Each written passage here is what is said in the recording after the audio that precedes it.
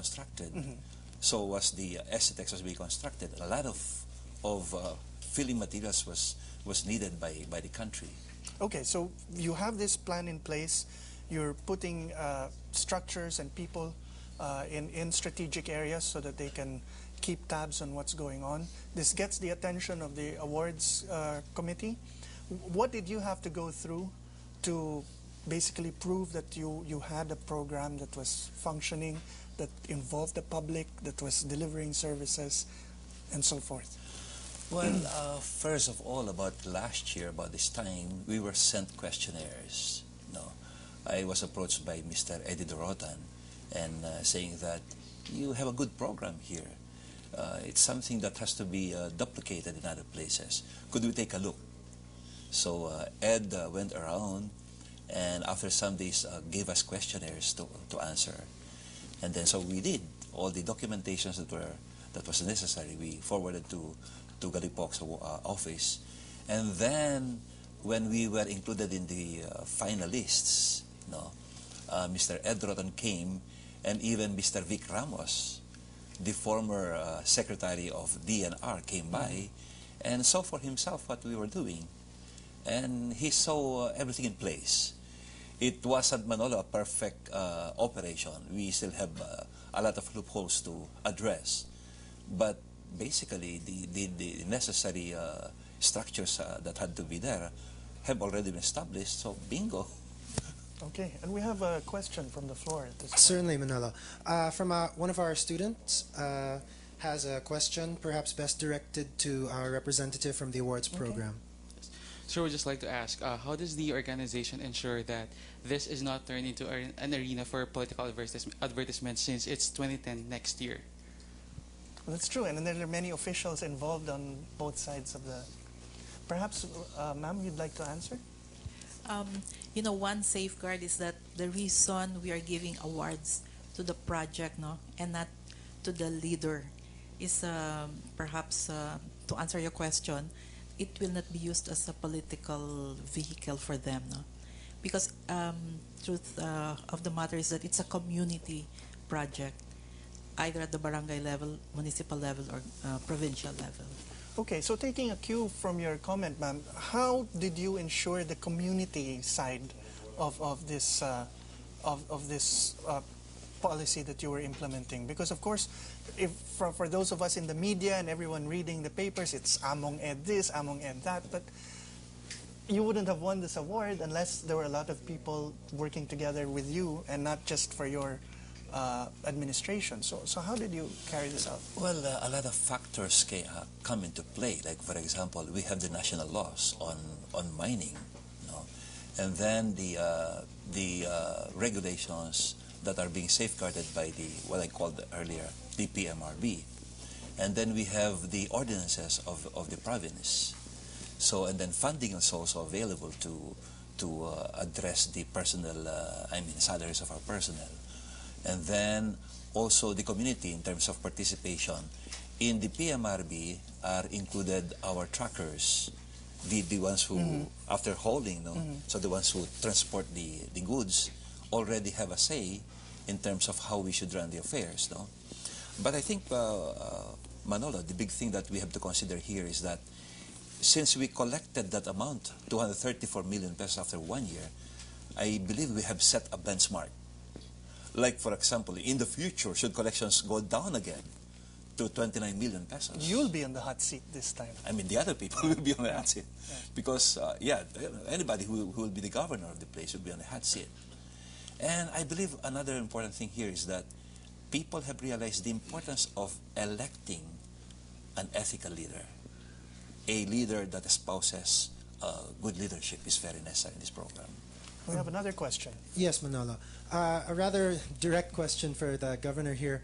From Jay, through text, were your predecessors stealing from the quarrying revenues? Very tough question, too. Well, I think the anomaly were so pervasive during the time. It wasn't limited to a single person. No? The mere fact that we have a big difference of the previous and the present collection means money were being eaten away, going into packets. So in order to address these concerns, we really have to have a multifaceted approach to address the problem.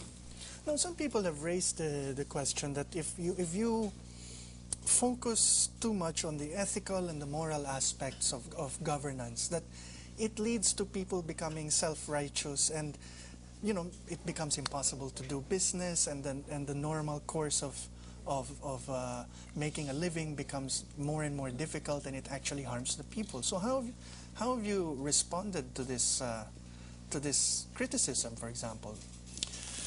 Well, perhaps it's some people in the media portraying us to be that way, but just like I've said a while ago, the system is far from being perfect. No, we are we have humility, of course, no, and we accept the fact that many things have to be improved.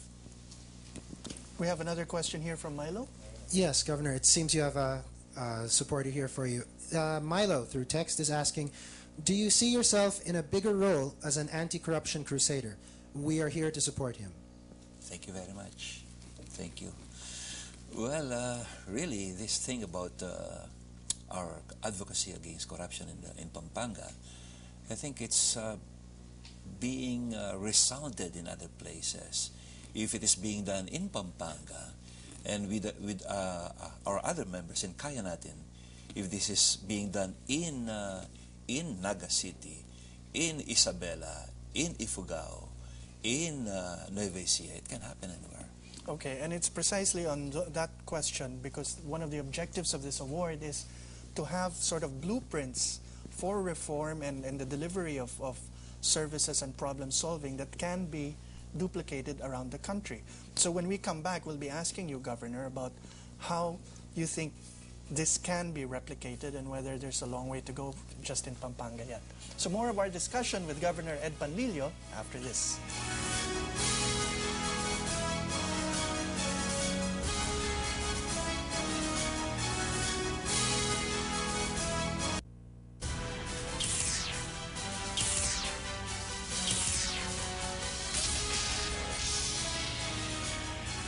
Books featured by The Explainer are available on shelves or on order at a different bookstore. Welcome back. We're still here with Galing Pook awardee Governor Ed Panlilio, and for this final portion of our show, we're going to be a little more philosophical and broad and forward-thinking in terms of the questions we're asking him. Do you want to start? Yes, Manolo. We have another question from our student audience today, asking about the general nature of the Galing Pook program. Hi, I would like to ask two questions. Is Galing Pook program, is it an NGO or an governmental organization, and where's the funds coming from to actually finance the prizes? And Ms. Romero, I believe you. Galing Pook is actually a foundation, and please don't think that these winners are getting lots of money. It's a token 100,000 pesos. I did not want to say it because it's not really that big, no? But they're only getting 100,000 pesos. But who puts Each up project. who puts up the money? This is part of a contribution from various sources. Actually, Galing Pook is part of an international network of good governance foundations. Okay. I think part of the funding also comes from Ford Foundation.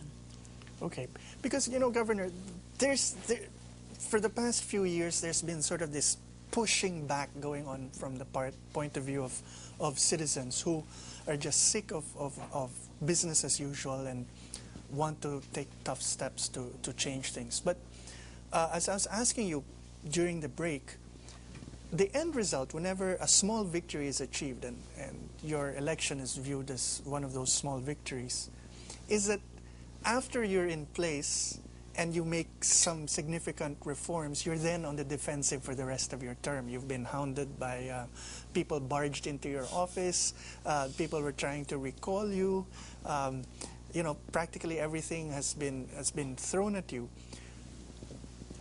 How then are you able to balance the need to survive politically and even physically with your compelling need to actually achieve change? I mean, you're there not just to earn glory, but actually to change life for the better for your constituents.